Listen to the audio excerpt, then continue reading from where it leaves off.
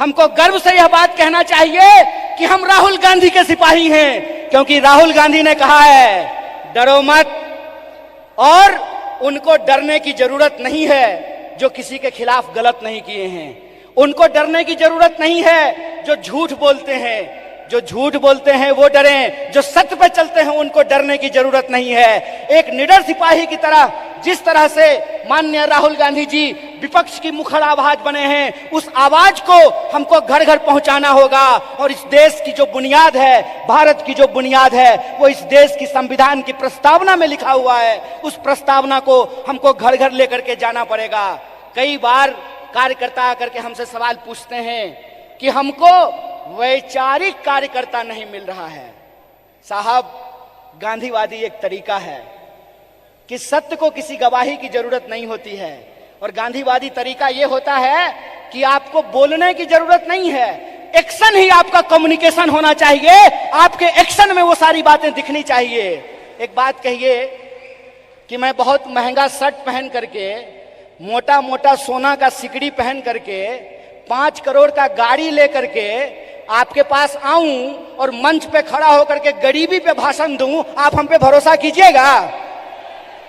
Action ही communication होता है। हमको अपने एक्शन को अपना कम्युनिकेशन बनाना पड़ेगा, और हमारा कम्युनिकेशन बिल्कुल साफ है। हमारा कम्युनिकेशन बिल्कुल साफ है कि यह देश सबका था, सबका है और सबका रहेगा। यह हमारा संकल्प है। हमारा संकल्प है कि इस देश में पैदा होने वाला कोई भी व्यक्ति, चाहे उसकी जाति कुछ भी हो, इस देश में पैदा होने वाला कोई भी इंसान, चाहे उसका लिंग कुछ भी हो, इस देश में पैदा होने वाला कोई भी मनुष्य, चाहे उसका धर्म कुछ भी हो, वो इस देश का नागरिक है। और नागरिक होने का मतलब होता है कि राजा का बेटा राजा नहीं बनेगा।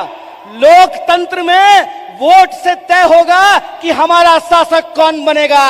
और यह जो लोकतंत्र है, यह लोकतंत्र ही भारत की बुनियाद है।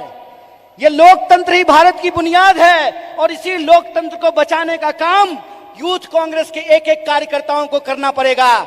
हम जो झंडा अपने कंधे पे लिए हैं, यह झंडा सिर्फ एमपी एमएलए बनने के लिए नहीं है। यह झंडा इस देश की आजादी को बचाने के लिए। इस बात को याद रखिएगा। इस देश में 2 तरह के लोगों के बीच लड़ाइयां हो रही है।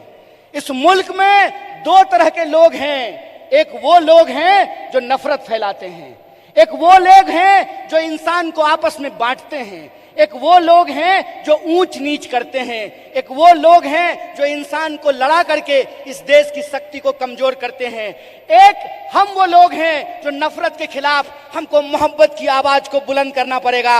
और आखिरी बात अपनी बोल करके खत्म करूंगा। जब साहब गा रहे थे तो इनकलाब की बात कर रहे थे, लेकिन हमारे कुछ कार्यकर्ता उसको मोहब्बत की तरह ले रहे थे।